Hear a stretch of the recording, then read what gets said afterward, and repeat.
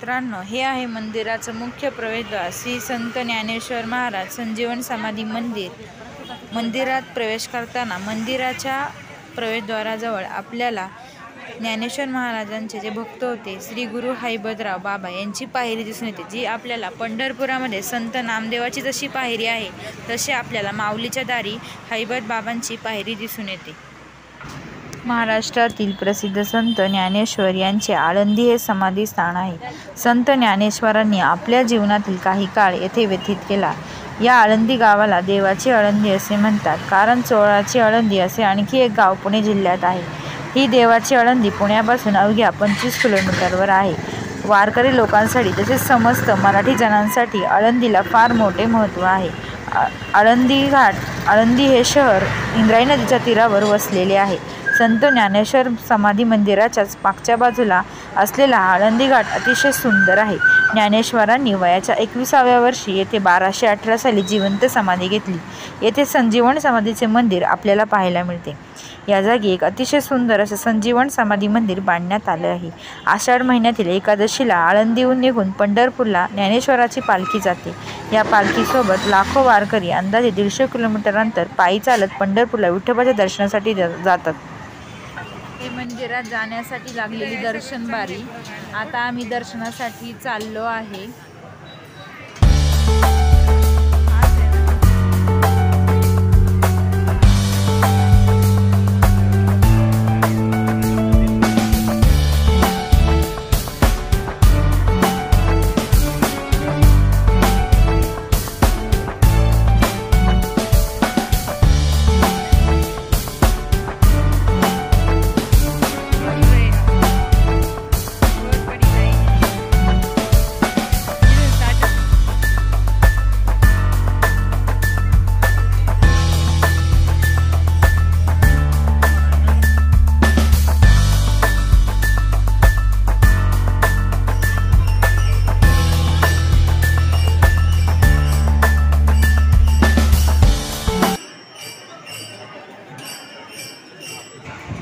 चला मग आता आपण मंदिराच्या आतल्या गाभाऱ्यात पोहोचलेलो आहे। लवकरच आपल्याला समाधीचं दर्शन होणार आहे आणि मंदिराच्या आतल्या भागामध्ये कुठल्याही प्रकारचं शूटिंग करायला अलाउड नसल्यामुळं मी शूटिंग करत नाही आहे। आपण व्हिडिओ स्क्रीनवरचं दर्शन घेणार आहोत।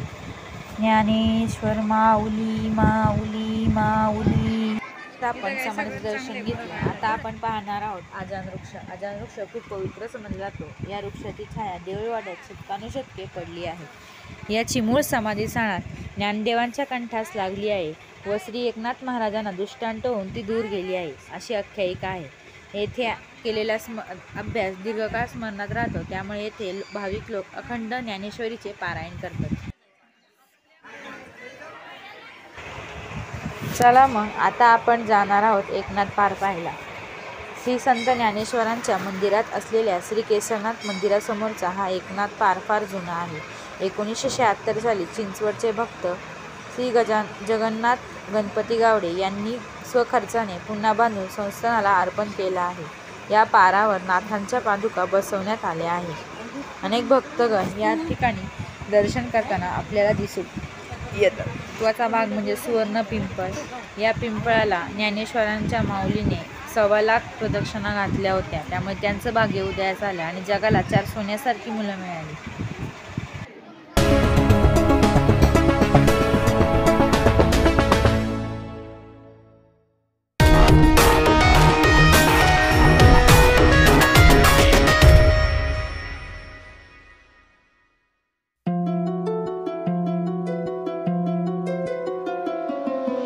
आपण जाणार आहोत इंद्रायणी नदीचं दर्शन घेण्यासाठी इंद्रायणी घाटवर। चला मग पाहूयात इंद्रायणी घाट।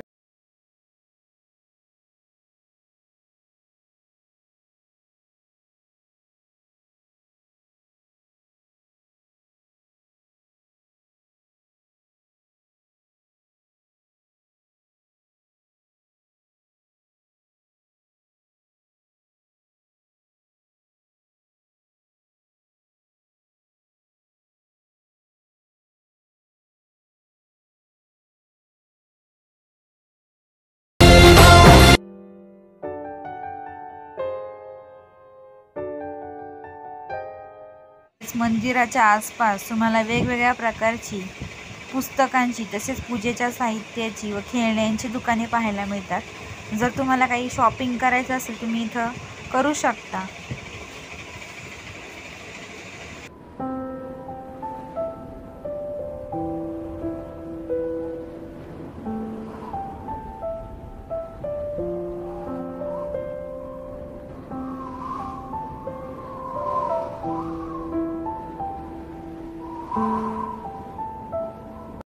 मित्रांनो, तुम्हाला आळंदीचा व्हिडिओ कसा वाटला हे मला कमेंट करून नक्की सांगा।